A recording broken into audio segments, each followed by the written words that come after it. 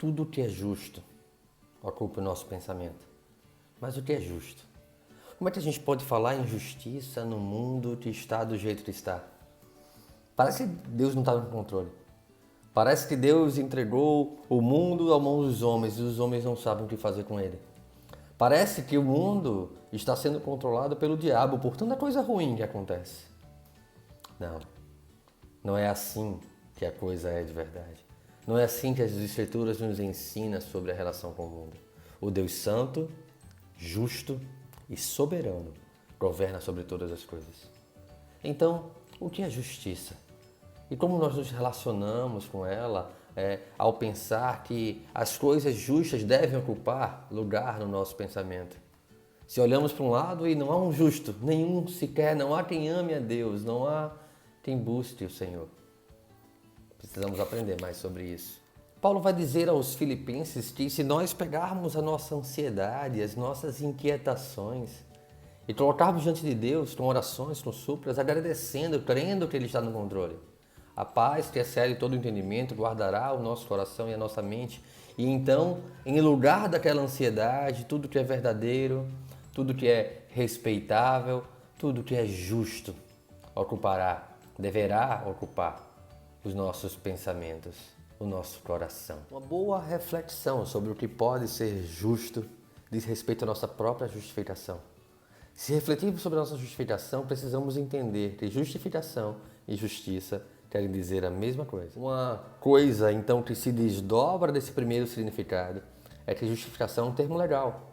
Deus é o juiz justo. A justificação é a sentença. Nós recebemos de um juiz justo a sentença de justos, de justificados. Nós estamos agora justificados. Já nenhuma condenação há.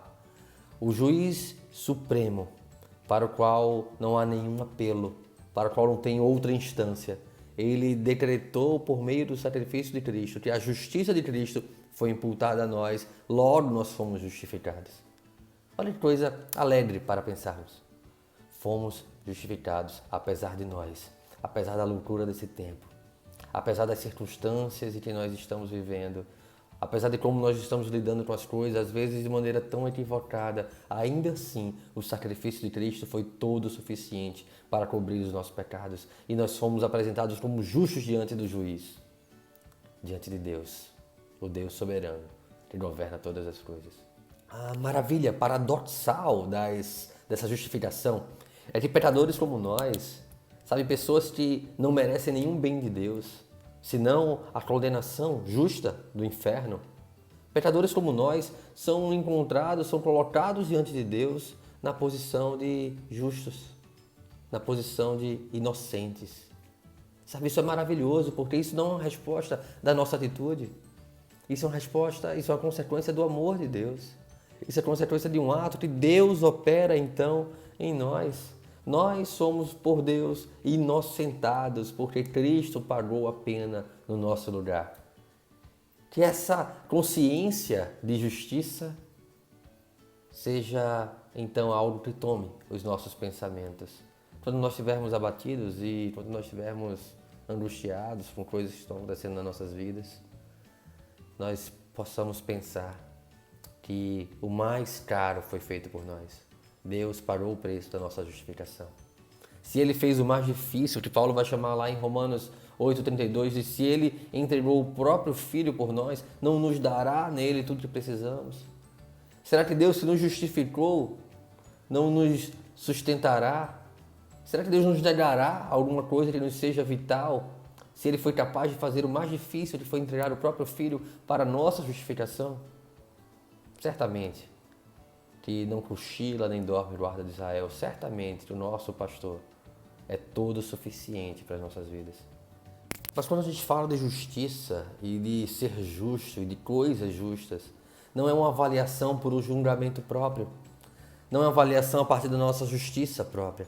Foi a justiça própria do homem e ao mesmo tempo a sua injustiça que colocou Cristo sobre o madeiro, que nos levou a uma vez odiando o Senhor, a crucificá-lo, a querer a sua morte, a sua destruição.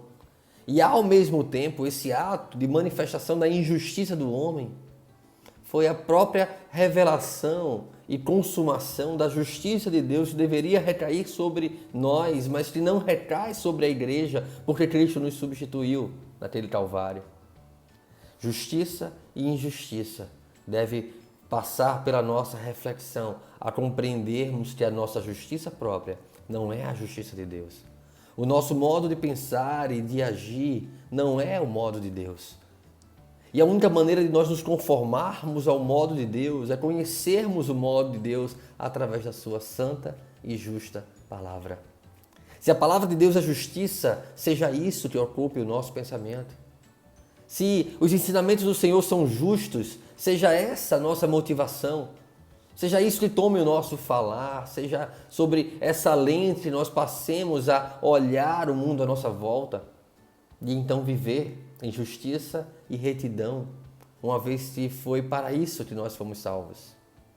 Que Deus possa nos ensinar sobre coisas justas nessa vida, sobre valores cristãos que precisam ser preservados, sobre os pensamentos de Deus sendo os nossos pensamentos.